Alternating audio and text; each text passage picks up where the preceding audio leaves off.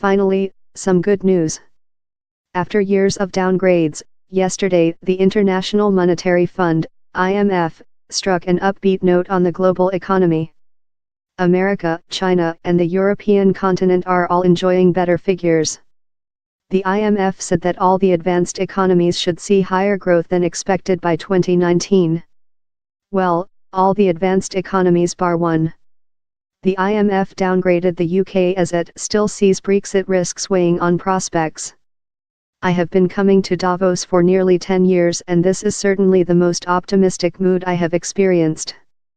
The PwC survey of global chief executives, also released on Monday, suggested that 57% believe that economies will be stronger next year. The synchronization of growth is the reason. In previous years, good news from America, for example, was tempered by problems in the Eurozone. Or optimistic figures from India would be contrasted with fears over hyper-high Chinese debt levels. This time, the better news links all the main drivers of global growth. And, ultimately, growth means more wealth being created and more people being taken out of absolute poverty. Which is to be welcomed. But, and it is a big one. There is growth, yes, but is it the right kind of growth?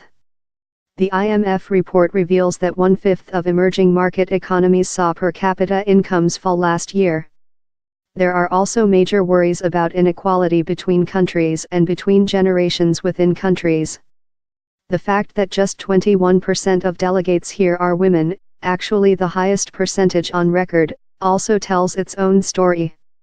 Add to that fears over the frothy nature of markets and the threat of an increasing number of trade disputes. So, all is not rosy. Underlying all those issues is another synchronization that may have less benign effects than the better growth figures. It is the big worry talked about in the private meetings and dinners that continue here when the cameras are off and the main conference center is closed.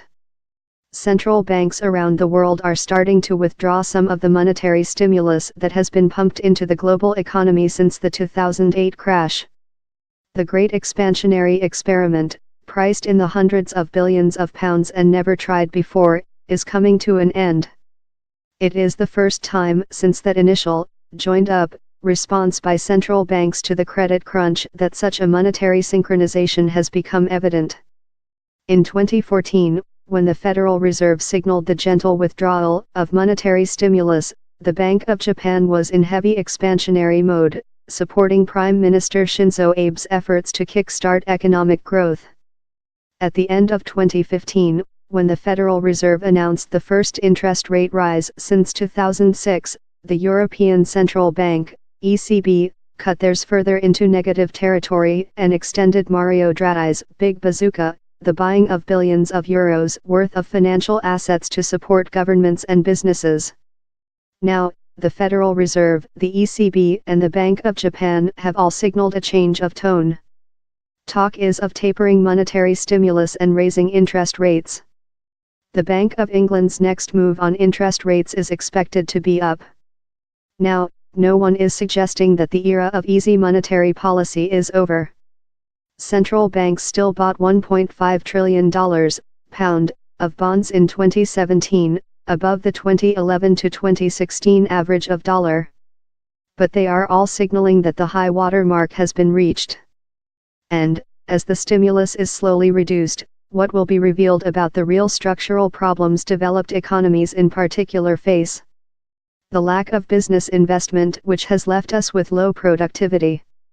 The lack of wage growth, which has left many millions of people facing falling real incomes. An avalanche of central bank money has kept the global economy on its feet since the financial crisis, and has given politicians an excuse to look the other way when it comes to the really tough issues economies face. As that drug is removed, it will be time for governments to start focusing on what actually matters. And tackling the fractures that are all too evident to the thousands of delegates here at the World Economic Forum.